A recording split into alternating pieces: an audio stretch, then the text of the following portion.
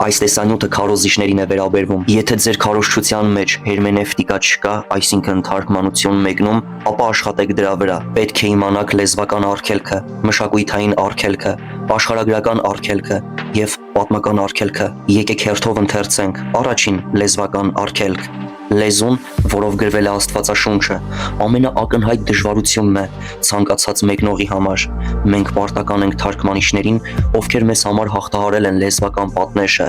բայց նույնիսկ Աստվածաշնչի թարգմանությունները լիովին չեն վերացնում այդ արգելքը։ Ավելի ճշգրիտ հասկանալու համար պետք է դիմել բնօրինակին։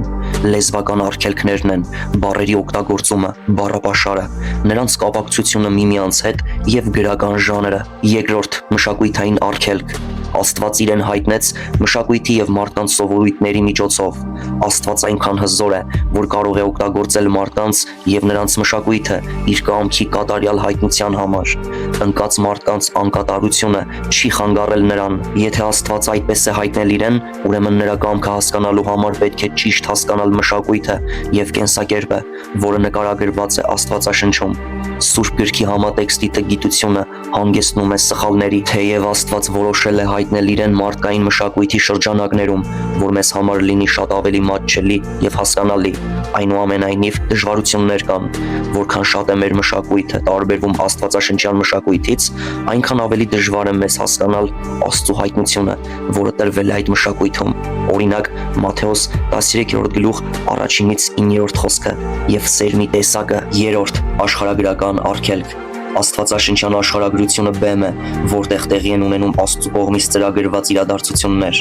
Աստված բացահայտեց իրեն եւ իր կամքը ոչ թե անհայտ կախարդական մթնոլորտում, այլ երկրի վրա գտնվող որոշակի աշխարհագրական տարածքներում։ Որքան քիչ է մեկնողը ծանոթ այդ վայրերին, ինչպես նաեւ կոնկրետ տարածքի բուսական եւ կենդանական աշխարհին, այնքան նա պետք է սովորի նրանց աշխարհագրությունը, եթե նա ցանկանում է ստանալ տեքստի ճշգրիտ պատկերացում։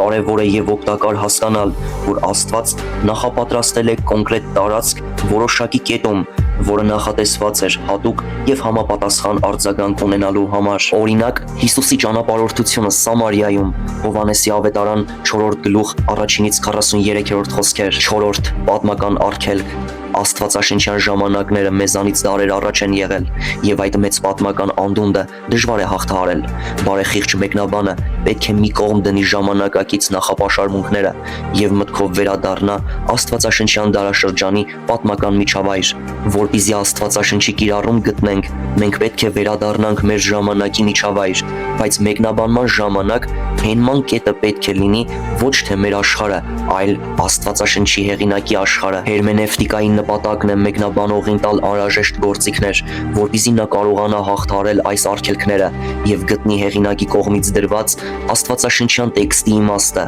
Դրանք օգնում են պահպանել օբյեկտիվությունը, զերծ պահելով սեփական կարծիքի ներդրումից։